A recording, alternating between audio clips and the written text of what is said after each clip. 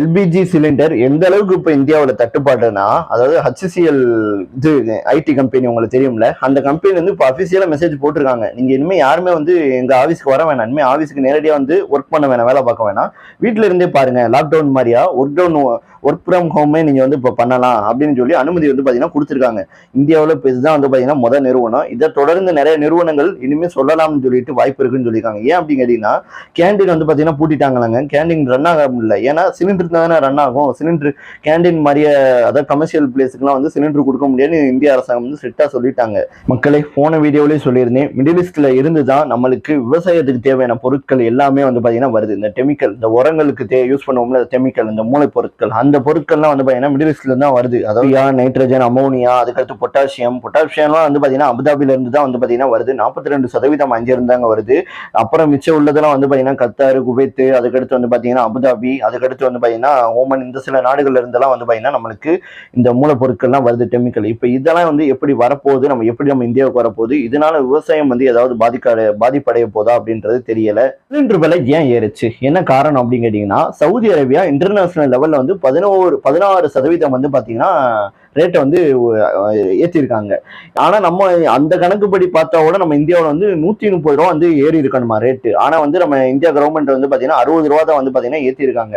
இப்ப நம்ம சுத்தி உள்ள நாடுகளை கணக்கு பண்ணுவோமே, இப்ப நம்ம நாட்டுல வந்து பாத்தீங்கன்னா டெல்லி ரேட்டு படி பார்த்தோம்னா 913 ரூபா சிலிண்டர், எல்பிஜி சிலிண்டர். இதே இது வந்து பாத்தீங்கன்னா நம்ம பாகிஸ்தான்ல வந்து 1040 ரூபா, இலங்கையில வந்து பாத்தீங்கன்னா 1240 ரூபா, நேபாளத்துல வந்து பாத்தீங்கன்னா 1200 ரூபா. இப்படி ரேட்டு சுத்தி ஏறிக்கிட்டு இருக்கு. நம்ம இந்தியாவில தான் வந்து பாத்தீங்கன்னா இப்ப சிலிண்டர் விலை நிலையா வந்து பாத்தீங்கன்னா இருக்கு. மக்களே, எங்க ஊர் சைட்லாம் வந்து பாத்தீங்கன்னா விறகோட விலை வந்து பாத்தீங்கன்னா ஏறிக்கிட்டு இருக்கு. 25 கிலோ விறகு வந்து பாத்தீங்கன்னா 400 ரூபாய். நீ ஒரு டன்னோட விலை வந்து பாத்தீங்கன்னா 8000 ரூபாய். ஏன் அப்படின்னு கேட்டீங்கன்னா, இப்போ எல்லா ஹோட்டல்ஸுமே வந்து பாத்தீங்கன்னா விறகுக்கு மாறிக்கிட்டு இருக்காங்க. இன்னமும் நிறைய ஹோட்டல்ஸ் வந்து விறகை தான் இன்ன வரைக்கும் யூஸ் பண்ணிக்கிட்டு இருக்காங்க. ஆனா இப்ப நவீனமா இருந்த ஹோட்டல்ஸே வந்து இப்ப விறகை யூஸ் பண்ண ஆரம்பிச்சிருக்காங்க. வேற என்ன பண்றது, பொழப்ப பார்க்கணும்ல. மக்களே, இந்த பங்களாதேஷ்னு சொல்லிட்டு ஒரு நாடு இருக்கு பாத்தீங்கன்னா, நெஞ்ச நக்கிற நாடு. இந்த ஒரு நாடுன்றது நம்ம இந்தியா வந்து பாத்தீங்கன்னா கெஞ்சி இருக்காங்க, எங்களுக்கு பெட்ரோல் டீசல் இல்ல, ரொம்ப பற்றாக்குறையா இருக்கு, ஏற்கனவே நாங்க பொருளாதாரத்துல அடின்னு அடிச்சு செத்துக்கிட்டு இருக்கோம், எங்களுக்கு பெட்ரோல் டீசல் கொடுங்கன்னு சொல்லி கேட்டு இருந்திருக்காங்க. நம்ம இந்தியா வந்து பாத்தீங்கன்னா 5000 லிட்டர் டன்னு அதை பெட்ரோல் டீசல் வந்து பாத்தீங்கன்னா கொடுத்துருந்துருக்காங்க பைப் லைன் மூலியமா. திருப்பி வந்து பாத்தீங்கன்னா அது 10 வந்து பாத்தீங்கன்னா கேட்டிருக்காங்க. இதுக்கு மேல எனக்கு கொடுக்க முடியாது, எங்கிட்ட இல்லடா அப்படின்னு சொல்லி இந்தியா வந்து பாத்தீங்கன்னா அடிச்சு பத்தி விட்டுருக்காங்க.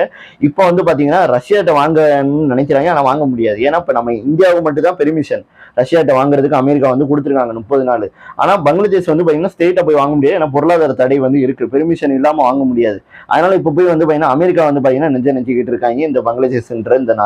எல்பிஜி சிலிண்டரால பாதிக்கப்பட்ட ஒரே மாநிலம் இந்தியாவில் பெங்களூரு தாங்க. ஏன்னா பெங்களூர்ல ஒரு எலக்ட்ரிக், அதாவது மின் உற்பத்தி செய்யக்கூடிய ஒரு ஆலயத்தை க்ளோஸ் பண்ணியிருக்காங்க இன்னைக்கு. அனகங்கான்னு என்னமோ ஒரு ஆலயம், கரெக்டா வந்து எனக்கு தெரியல. இந்த ஒரு ஆலயம் வந்து பெங்களூர்ல வந்து இருக்குது. இது வந்து கேஸால வந்து செயல்படக்கூடியது.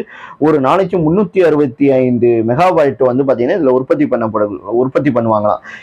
அதாவது பெங்களூர்லயே வந்து பாத்தீங்கன்னா முதல் கேஸால உருவாக்கக்கூடிய ஒரு எலக்ட்ரிக் வந்து உருவாக்கக்கூடிய ஒரு ஆலயம்னா அந்த இதுதான். இங்கதான் வந்து மின் உற்பத்தின்றது நடக்குது.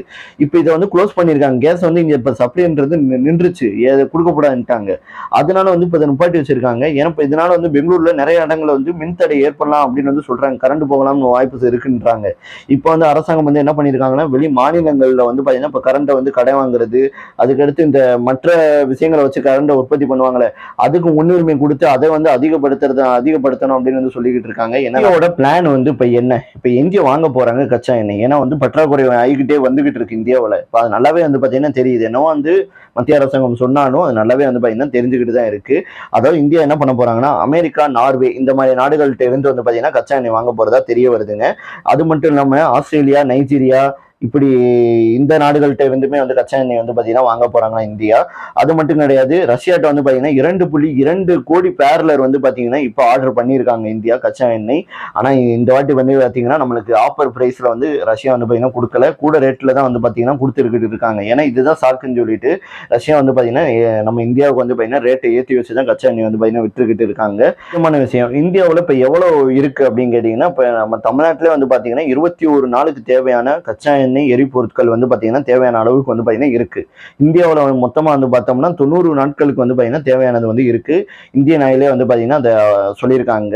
அதுக்கடுத்து வந்து பார்த்தீங்கன்னா இது மட்டும் கிடையாதுங்க. இப்போ இந்தியாவுக்கு தேவையான இடத்துல இருந்து, அதாவது இந்த அமெரிக்கா, ரஷ்யா அந்த மாதிரி இடங்கள்ல இருந்து கப்பல்ல வந்து பார்த்தீங்கன்னா வந்துகிட்டு இருக்கு எரிபொருட்கள். அது மட்டும் கிடையாது. நம்ம கைவசம் வேற வந்து பார்த்தீங்கன்னா இருக்கு. நம்ம சுற்றி இருப்பு ஆலயத்தில் வேற வந்து பார்த்தீங்கன்னா கச்சா எண்ணெய்கள் வந்து இருக்கு. இது எல்லாத்தையும் சேர்த்தோம்னா ஒரு 8 வாரத்துக்கு தேவையான எரிபொருட்கள் நம்ம இந்தியாவிட்ட இருக்கும் அப்படின்னு வந்து சொல்லியிருக்காங்க. இப்போ வந்து பார்த்தீங்கன்னா பல நாடுகள் ஜப்பான், இப்படி G7 நாடுகள், இப்படி பல நாடுகள் வந்து பார்த்தீங்கன்னா அவங்க தேவைக்கு ஏற்ப, அதாவது வந்து இப்போ என்ன சொல்றேன்னா, இப்போ என்கிட்ட வந்து ஒரு 50,000 ரூபாய் இருக்குன்னா எனக்கு அதில் வந்து ஒரு 40,000 ரூபாய் எனக்கு போதுமான காசு. மீத உள்ள 10,000 வந்து நான் வேற யார்கிட்டயாவது கொடுத்துக்கலாம். கொடுத்து வேற பொருளோட நான் வாங்கிக்கலாம். அந்த மாதிரி வந்து பார்த்தீங்கன்னா சில நாடுகள் வந்து அவங்களுக்கு தேவைக்கு ஏற்ப இப்போ பெட்ரோல், டீசல், கச்சா எண்ணெய் வந்து பார்த்தீங்கன்னா விற்கிறதுக்கு நிறைய நாடுகள் வந்து தயாராக இருக்காங்க. அதில் ஜப்பான் வந்து பார்த்தீங்கன்னா ஃபர்ஸ்ட் இறங்கியிருக்காங்க. கனடா வந்து பார்த்தீங்கன்னா நம்மளுக்கு இந்தியாவுக்கு வந்து கொடுக்க போறதா வந்து பார்த்தீங்கன்னா சொல்லியிருக்காங்க.